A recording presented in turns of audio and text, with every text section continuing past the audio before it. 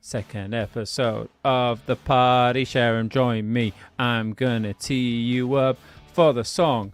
Sharon, how you doing? I guess I'm on a solo mission for one. Let's try that again. Sharon, how you doing? I'm good, thank you. That's what you're getting. I'm not singing. Oh my god, I'm going to end it all. Welcome everyone. Let's stop that as abruptly as it started, because one of these days, Sharon, I'm going to get you to sing with me. No chance. I guarantee it's my mission. It will happen. No one wants to hear that, especially not on a recording. Right, let's try a little acapella now. So I'm going to tee you up. I'm going to warm you up to this. I'm going to warm the listeners up. Come on. You know, it's early. If people listen to this live, it's early. If you listen to it back, welcome. But let's tee our listeners up. So, oh, hang on, I've got some music. Right, you ready?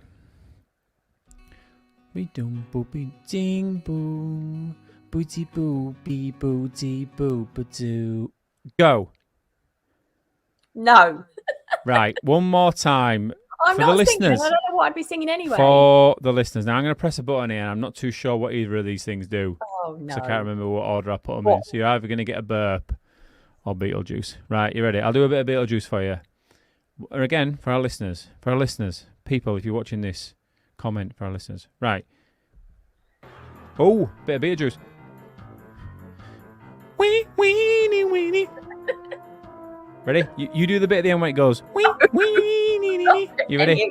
Hang on. It's coming up. You're on your right 2, 1, go. Right.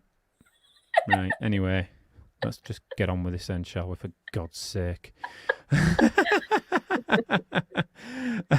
You're supposed to be the sunshine yellow person, right? Listeners, I'm sure you listened back to our, I think it was episode 12, where Sharon did insights. I'm red and blue. This should not be this way round. Sharon is yellow and red. So she should be the... I mean, if you're watching this as well as actually visual, look at the difference between me and Sharon. I'm sat in a dark room with an hoodie on. She's all sunshine yellow, blonde. But I'm the one bringing the pep. Yes, you are comfortable singing, and I am not, especially when I've had no warning that it's coming at me. All right, then. I'll give you a warning. All right, promise me this then. At the end of the episode... No. Whoa, hang on. Jesus Christ. Right, promise me this. At the end of this episode, when we're doing the outro, you'll give us a little acapella. Nothing fancy, just a little bit of a, little bit of kumbaya. Yeah? Again, no. Let's move on. All right. That's our CX'y, by the way.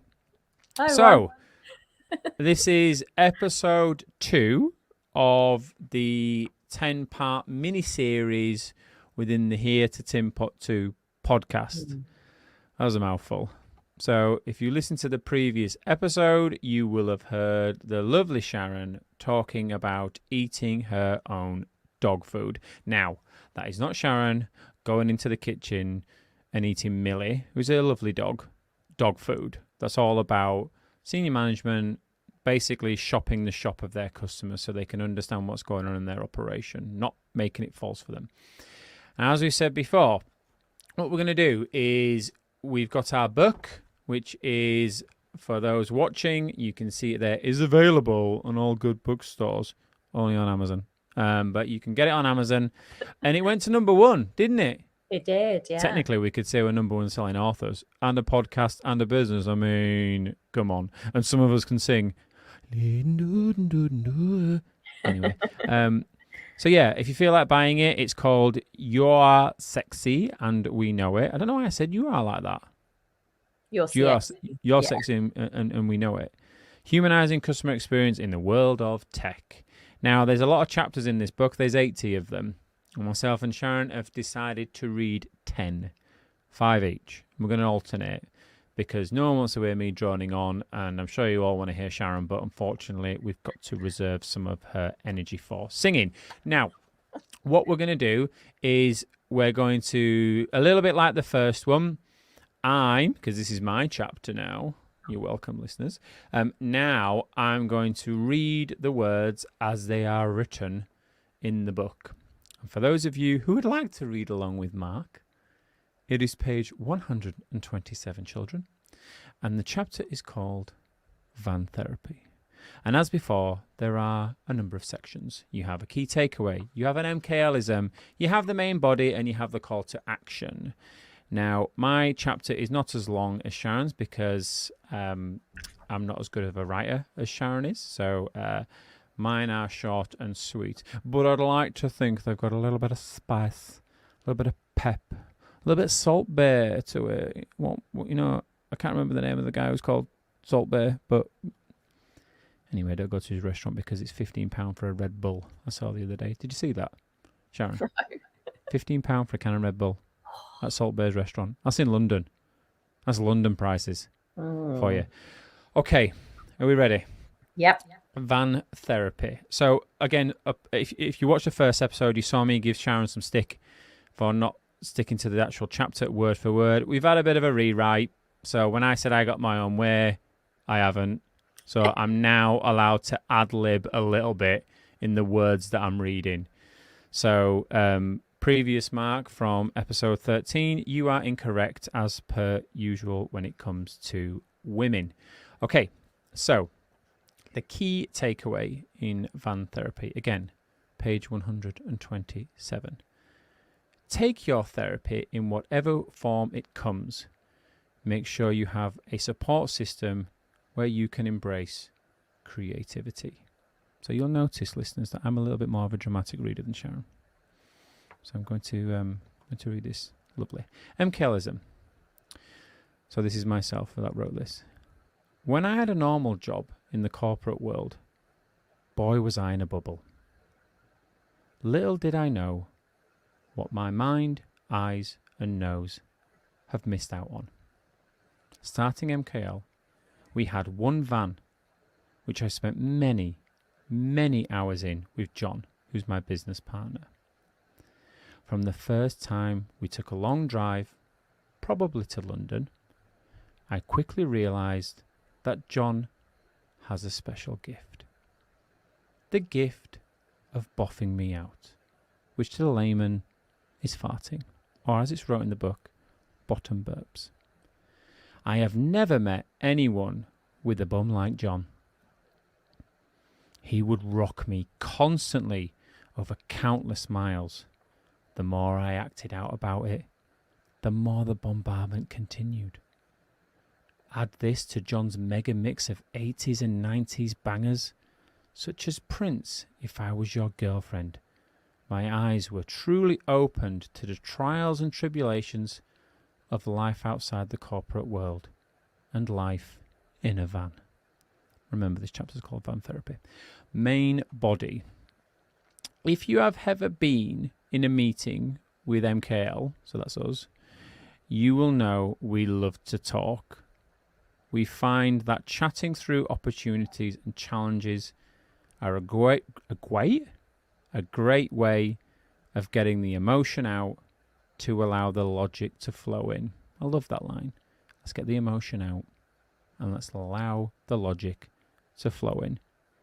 We have spent hundreds of hours driving up and down the UK, stuck in traffic, late at night, early in the morning, and in all weather. Van Therapy is no laughing matter. Jordan Peterson says that we tend to outsource our sanity. And I absolutely love this quote, so just listen carefully to this.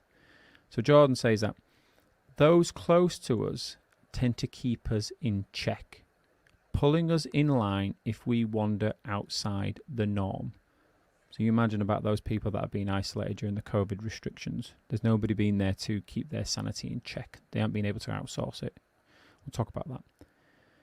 When you are staring down the barrel of a 6-hour drive with little to do other than talk, it is amazing how powerful van therapy can be. Testing ideas with someone intelligently ignorant,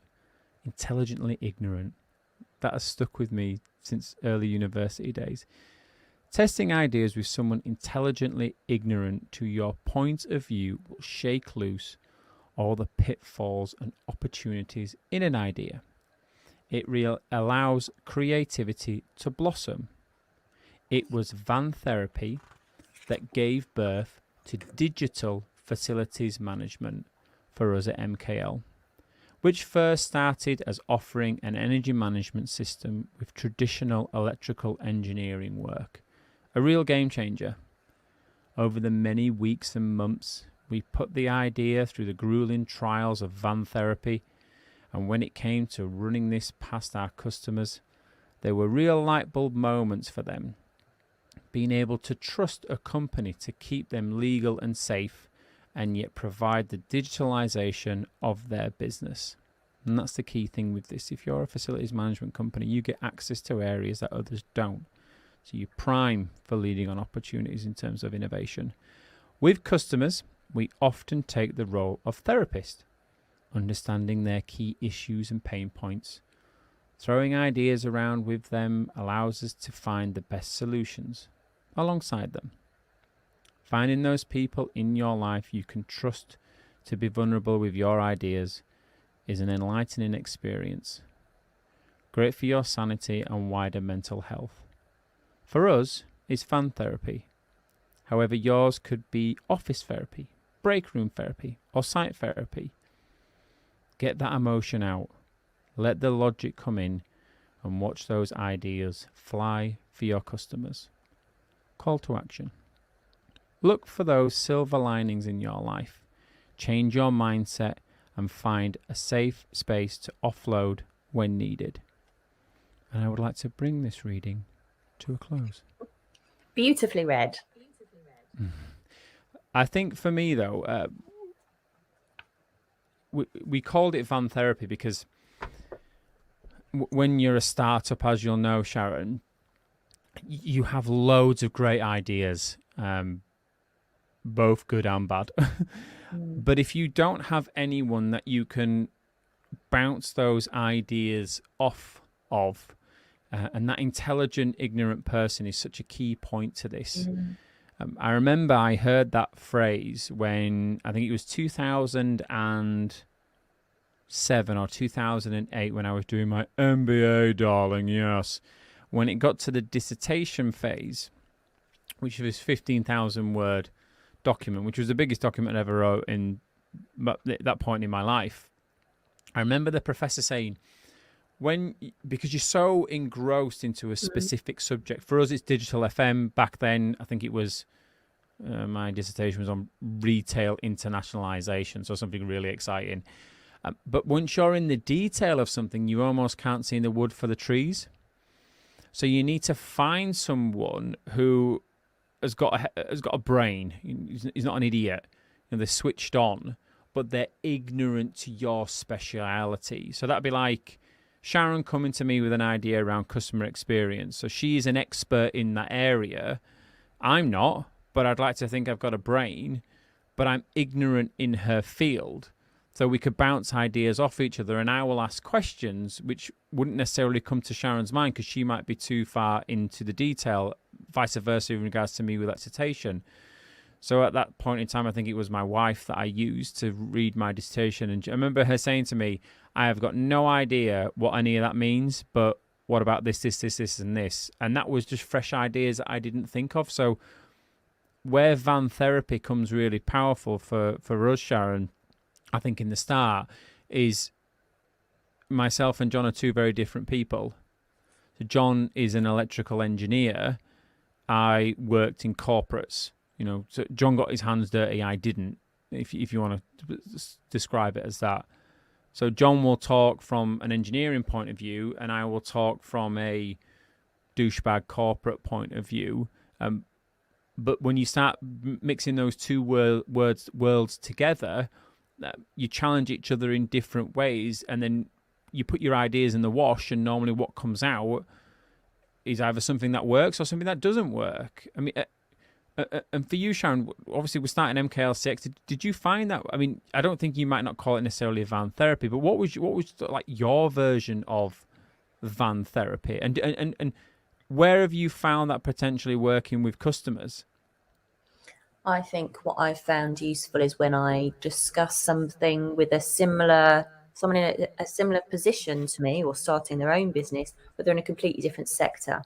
So that's where I find whether, if we're talking about aviation, for instance, and then we're talking about patient experience, you often find that there's similarities that have worked really well in a different sector that you can bring across into your business, and sort of then you get the kind of the light bulbs and the creativity. And I like how this I think in the very starting phrase we talked about creativity in this particular chapter. And when you let your juices flow and you just start talking, you don't necessarily have an agenda, but you're able to sit down like you do with John in the van, and you just 6 hours of just talking, that creativity comes out, doesn't it? And you can just go, oh, what if we did this and what if we did this? And then you end up really like jacked because you go, oh yeah, do that, and just have space to flow and get it out. Well, it's really important. It is that phrase, that allowing the emotion to come out to get the logic in. And as you can imagine, on a 6-hour drive, you start off talking about, I don't know, the latest episode of Game of Thrones back in the day when we were doing that, and you talk about that, and then you talk about your partners, or you'll talk about, especially with me and John as we're brothers, stuff that you sort of like did as kids, and that's almost like the cream on the top of the cake. So you sort of like have to get through that layer when you first start a big journey, and then once you've talked all the bullshit out, all the softer stuff, and you've had your laugh and your fun, all that sort of emotion. Just because I'm saying emotion now doesn't mean it's a negative emotion. It could be a fun emotion. You're laughing and joking. Once all that emotion has flowed out, then you start to think about, where are we driving to? What are we driving to? Why are we meeting this client? Or doing this install, or doing this survey? Well, what if we did this? Or what if you thought about that? And having that time to do that it's sacrosanct in some ways. It is so important. And that, in the sad way, in regards to the lockdowns and COVID, those sort of opportunities to, you're not going to do a 6-hour Zoom call, are you? You're just not. But those opportunities to really get together, and I don't mean those horrible forced corporate events where you get everyone in the room going, we're going to do a brown paper session here, guys, and what we're going to do is we're going to get Mark to lead it, and he's going to be key with his post-it notes, and he's going to use different colours. I don't know if you can see what he did there, but he used a ballpoint pen and not a fountain pen. You don't want to do those forced corporate brainstorming sessions, because for me, they've never worked for me, of those, because for one, I didn't feel safe.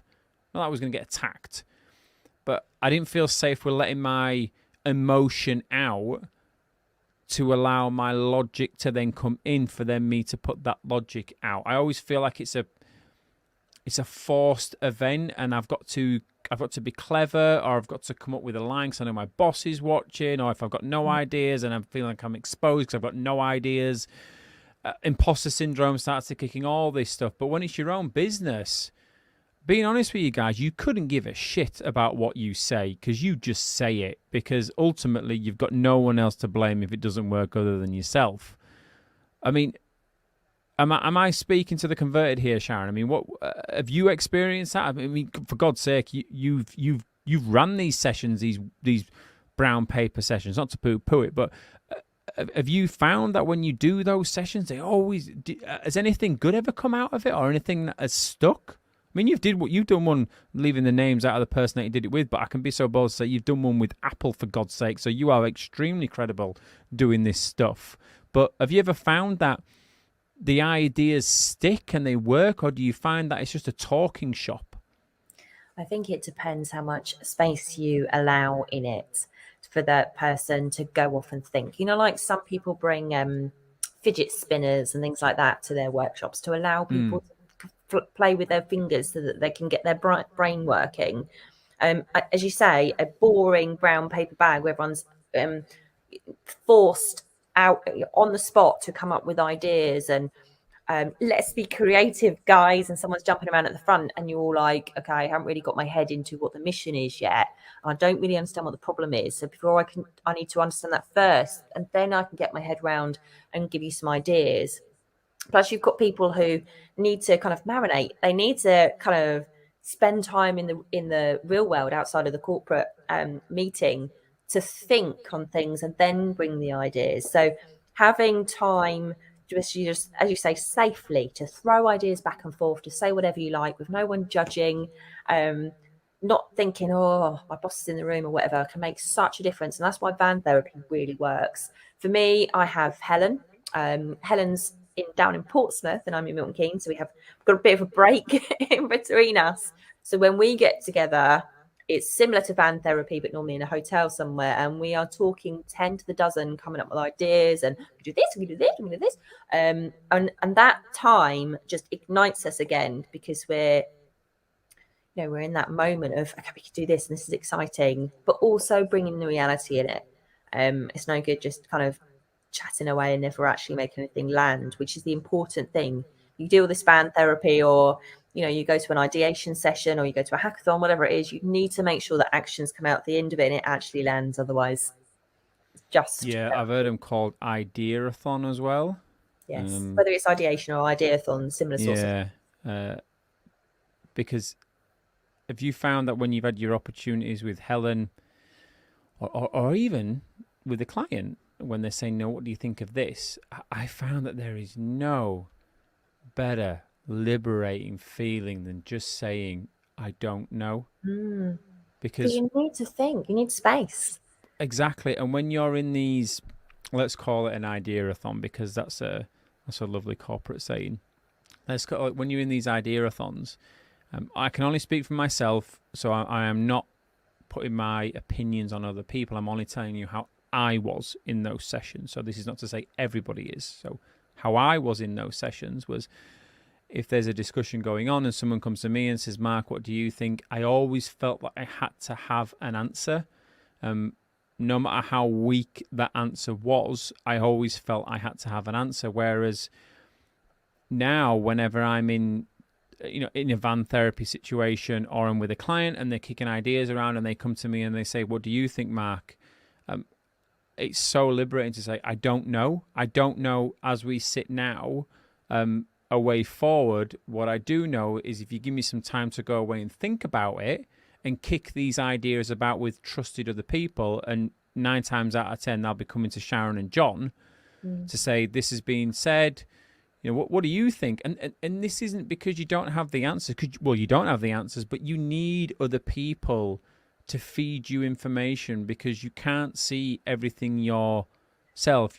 Sharon's viewpoint of the world is very different to mine, even though in some ways we are aligned to a lot of things. In other ways, Sharon will look at something and see yellow and I'll look at something and see blue, but it's still looking at the same problem. But having that chat to say, well, why are you seeing it as yellow, Sharon? And Mark, why are you seeing it as blue? Once you've had your time to get the emotion out and you've re-engaged with the individuals, then that beautiful logic starts to flow. Yeah, I think it's remembering that people come up with ideas in very, very different ways. So I remember we had a discussion, Mark, and I know we covered insights in one of our previous sessions, but I remember saying to you that because I'm yellow, I struggle being creative on my own. I'm a pretty creative person, but when I get together with someone, I can bounce ideas off, like fully creative. But on my own, it's stuck as a block. So I definitely need somebody to bounce that idea off, and that's probably why it works in fitness as well, doesn't it? Because we're training for a marathon and an ultra, and we share information in regards to training. Yeah, which is it's useful, isn't it? It keeps you, that's the accountability part as well then, isn't it? Yeah. But the other thing for me is I need to have if I want to be creative, I need to have a pen in my hand, which other people don't have that issue. So everybody's brain works in a slightly different way. So if you want to get ideas and creativity out of people, you've got to make sure that they can be safe and comfortable and just free to think and let their ideas flow, and they've got the right people around them to do it.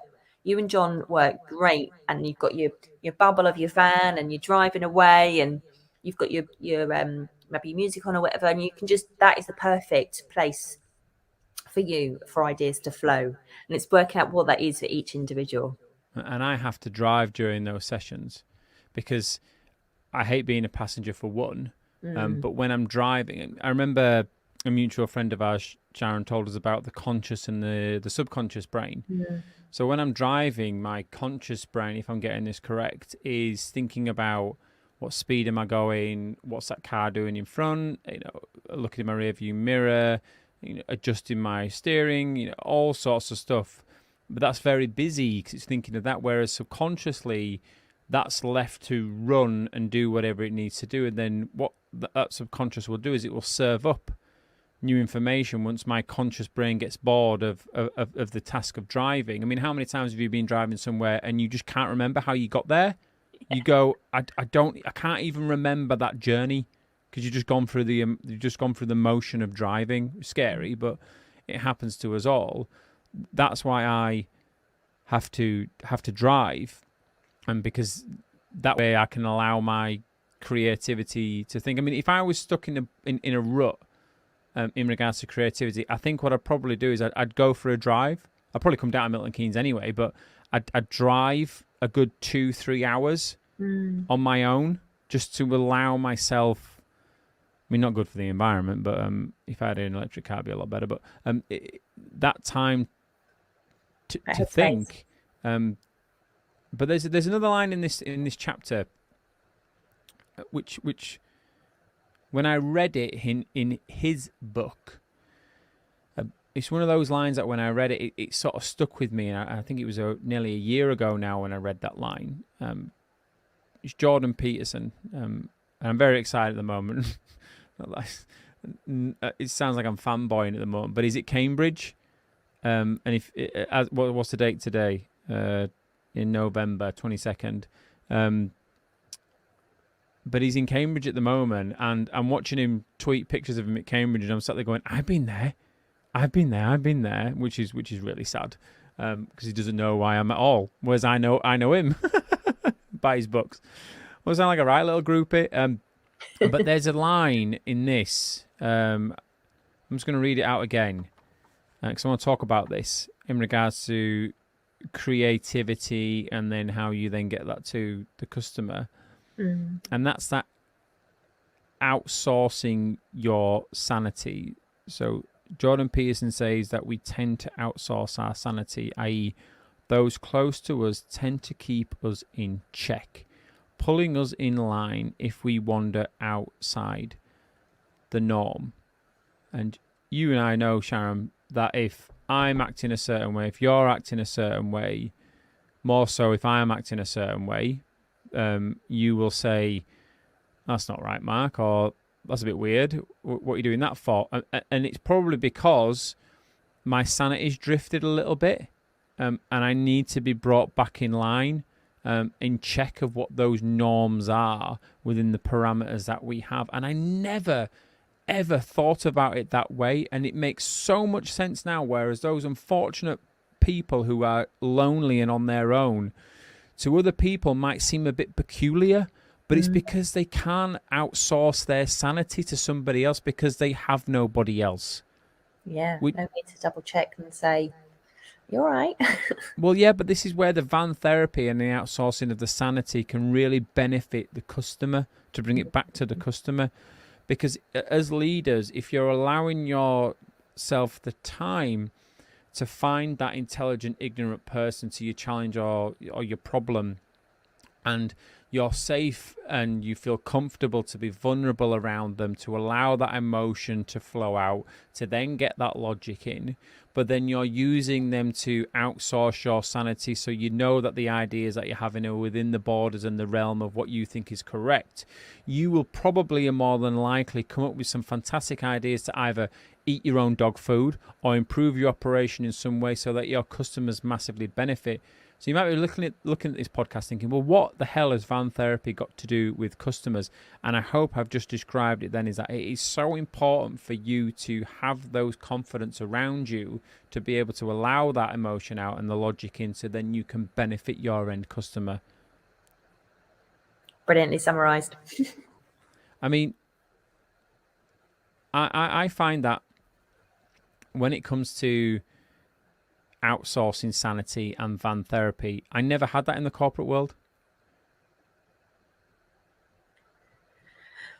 I had some mentors which I would use for that, but yeah, it's quite rare to have somebody that you can go completely as you are and say, I had this thought, and what do you think? You need to build that relationship first before you can be totally transparent with somebody. It's amazing when you have it. Yeah, because there's another book I'm reading at the moment called 48 Laws to Power. And the reason why I'm reading that is because there are people out there that do act the way that those laws are wrote.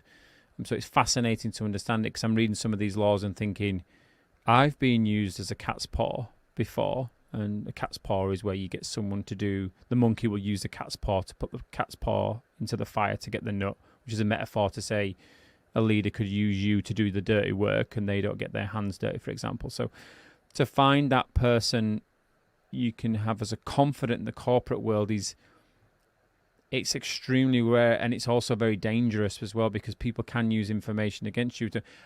I don't have the answer to this, Sharon, but how do we... So we spoke about that van therapy, and I've spoke about it with my brother and business partner, and we've got a business together, and we're a brother.